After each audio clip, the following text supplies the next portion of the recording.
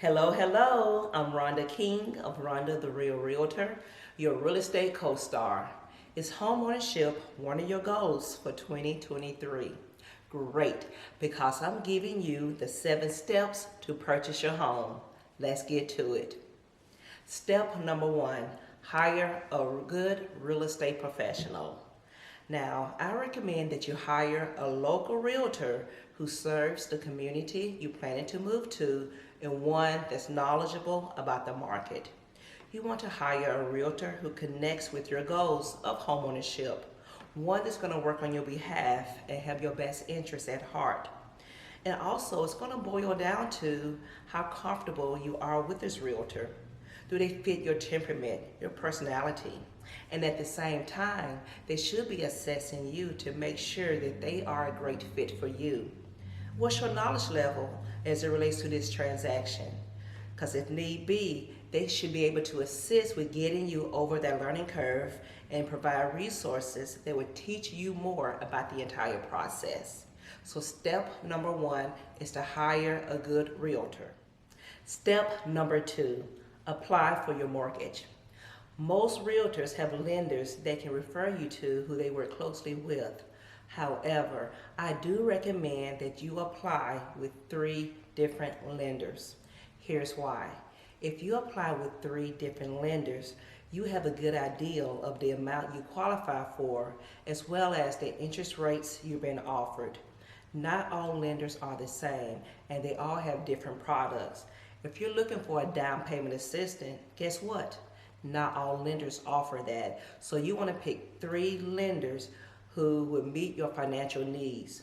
The good thing is the credit reporting system will allow you to shop around for your mortgage as long as you do it within a short period of time, like 30 days. But I do recommend do it within 2 weeks without the multiple hard pulls affecting your credit.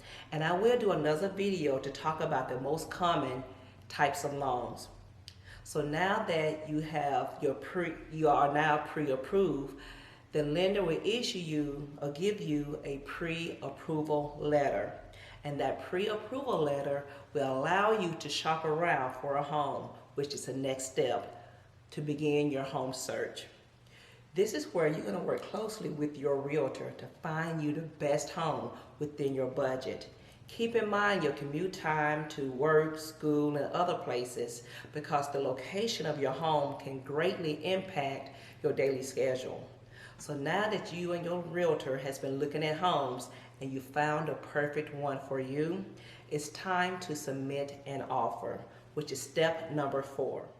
Your realtor is going to submit your offer to the seller or the listing agent, and they are either going to accept your offer, make a counter offer, or just ignore your offer. That's why it's very important to know what type of market you're in, whether you're in a seller's market, a buyer's market, or a balanced market, because you're going to have a strategy to get your offer accepted based on the type of market you're in. So now that your offer has been accepted, you are going to enter a binding agreement. And a binding agreement is where both parties have signed a contract, both the buyer and the seller, and the notification has been given to both parties, which also means you are under contract. Now, this is where it gets real for a lot of buyers. While you're under contract, there are several things that's going to happen. You're going to submit your earnest money. What is earnest money? I'm glad you asked. Earnest money is just a good faith deposit to let the seller know that you are serious about buying the home. Earnest money is normally 1 to 3% of the sale price, and it is deposited into an escrow account and credited back to you at closing. Also, you're going to have a due diligence period. Depending on how your realtor wrote your contract will determine how long you have for due diligence. During the due diligence period, you may want to have the home inspected. You may want to do an in-depth research of the schools in the area. You may want to ride back by the community at night or daytime. You may want to negotiate repairs with the seller, but for whatever reason you decide that you do not want to buy this home, you can terminate the contract and get your earnest money back. Also, the lender is going to send a third-party appraiser out to appraise the home. The home must appraise for the sale price, at least the sale price, because the lender is going to use this home as collateral for your loan. So for whatever reason, you do not pay for the loan, pay on the loan, and you stop paying, the lender can foreclose and take the home. Also, you are in underwriting. So now that we have a specific home and a dollar amount, the lender is going to take the contract and all of your documents and send it to underwriting.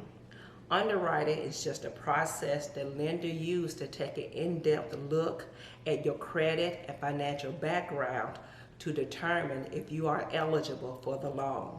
So they're going to verify your employment, take a closer look at your bank statements. They're going to look at all your debits and credits. They're going to take a closer look at your pay stubs. But once you make it through underwriting and you are approved and your appraisal comes back approved, you are fully approved. And you're going to get issued what we call a clear to close, which means you are ready to close on your home. Step number 7, closing day. But before you go to closing, make sure you do a final walkthrough of the home. Basically, you're making sure that the home is the way it should be and no other issue has come up since you last visited the home. So now you're at the closing table. You're going to sign a lot of documentation stating that you accept the loan. The main reason the closing attorney is there is to facilitate the transfer of title. Title of the home is being transferred from the seller to you, the buyer. And once all the steps have been completed, you are now a new homeowner. Welcome to home ownership. These are the 7 steps you're going to take to purchase your home. Please like this video and subscribe to my channel. Click on the notification bell so you are notified every time I drop a video. If you have questions, please include them in the comments and I will reply back. Take care and I will see you on the next one.